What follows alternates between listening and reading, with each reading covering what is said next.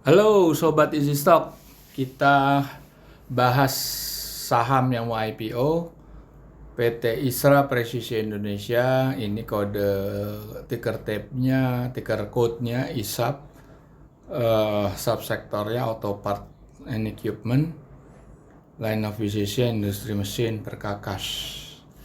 Oke, ini adalah pembuatan dice, mold, precision part. Ini berkedudukan di Lipo Cikarang. Oke, dia akan menjual saham. Ini juga ada websitenya, bisa Anda periksa di sini. Welcome to Isra. Terus Anda bisa cari about us-nya apa, product and services. Nah, ini pabrikan untuk otomotif ya. Terus our client-nya apa? Astra Daido Steel, yang terkenal aja Komatsu, Toyota Bosoku. Oke, kita lihat dia mau listednya kapan nih. Oke, kita lihat dulu ya. Oke, dia listednya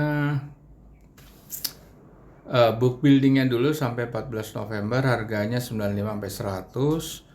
Exercise price-nya, di warrant-nya 125. Nah, kita mau lihat ininya ya.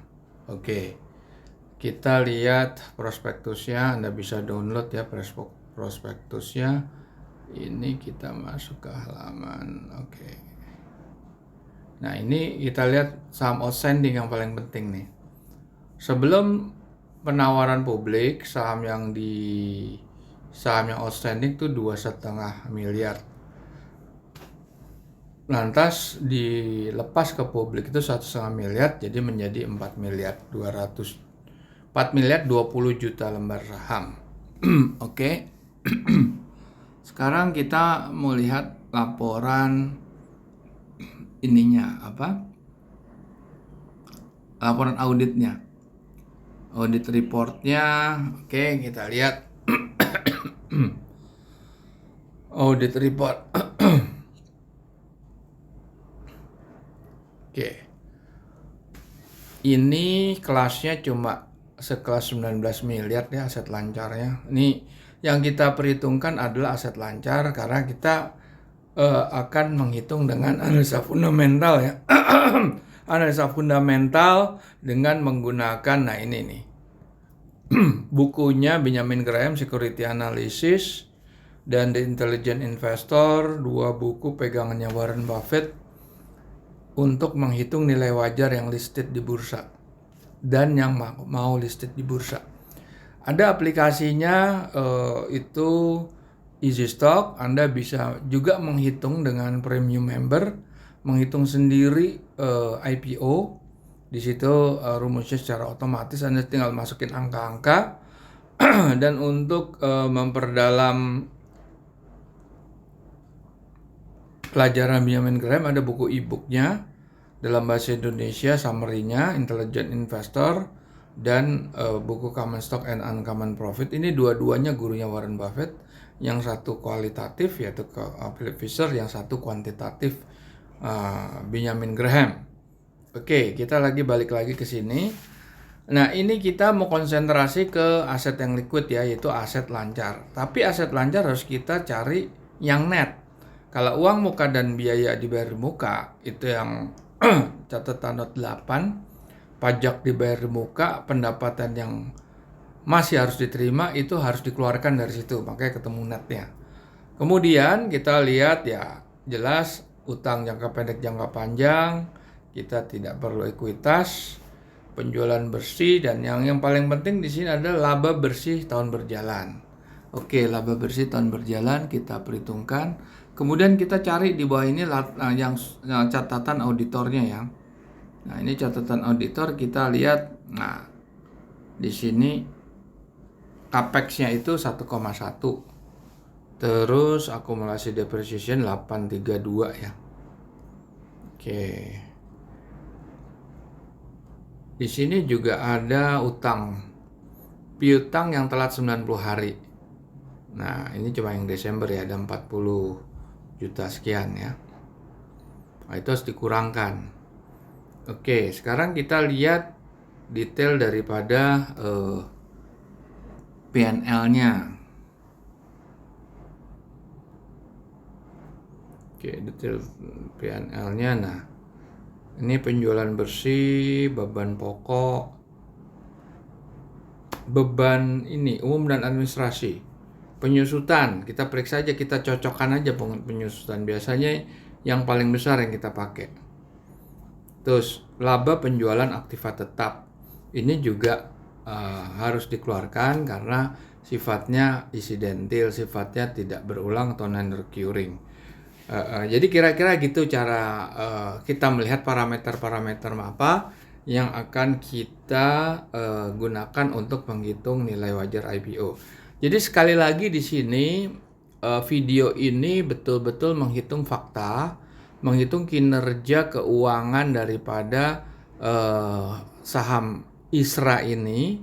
Jadi terlepas dari bagaimana itu naik atau turun, cuan atau tidak, ini tidak ada kaitannya.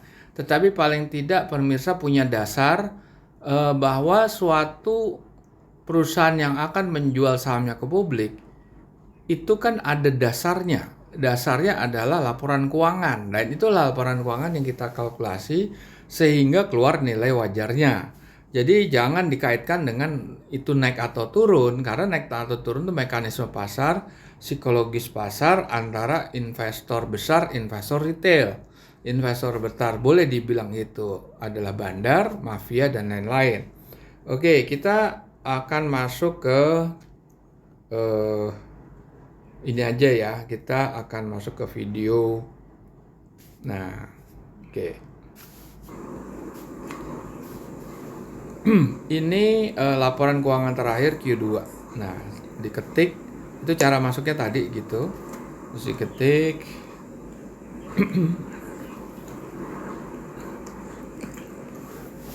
Kita masukkan government bond, growth-nya kita pakai 2,5. Nah, capex, opex, depreciation ini adalah penggabungan.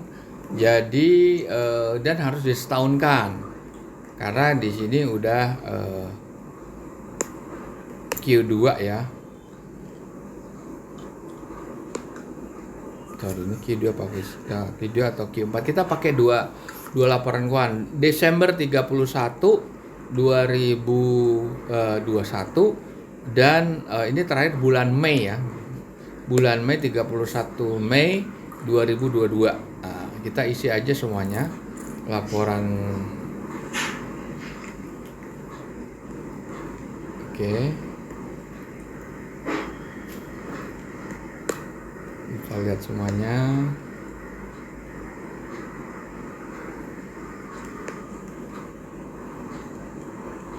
Lantas yang terakhir itu adalah saham yang beredar berapa, itu 402006 kali, dividen nggak ada, langsung kita lihat aktiva lancar, bersih.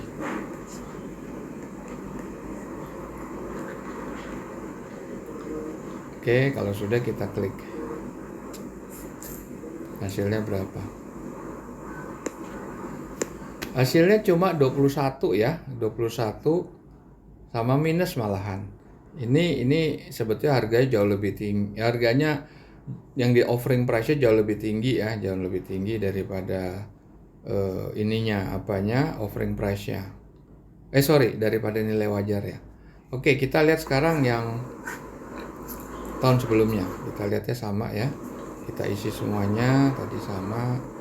Kita isi, coba kita masukin lagi berapa. Kalau ini tidak perlu disetahunkan karena udah setahun.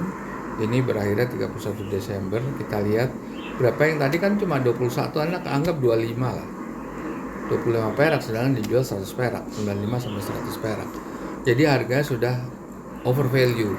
Tapi perusahaan IPO tuh umumnya over value gitu.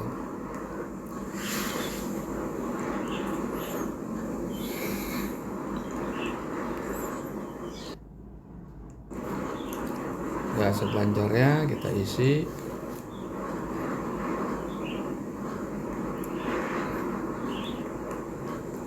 Ya, berapa? Malah lebih jelek lagi, minus. Jadi kalau dilihat di sini, mana tadi ya? Nah ini, dengan ditawarkan harga 95 sampai 100 perak, itu sebetulnya nilai wajarnya cuma 25 perak lah. Itu sangat mahal. Tapi wajar kalau perusahaan yang IPO itu harga premium. Karena dia mengeluarkan banyak biaya ya, seperti underwriting, promosi, book building dan lain sebagainya, biaya-biaya persiapan untuk go public. Oke, silakan Anda putuskan, karena pergerakan market naik turun ini tidak bisa dijadikan artinya analisa fundamental dengan menghitung nilai wajar itu hanya sebagai dasar. Kalau pergerakan itu pasar yang bereaksi. Oke, terima kasih. Kita jumpa lagi di lain kesempatan.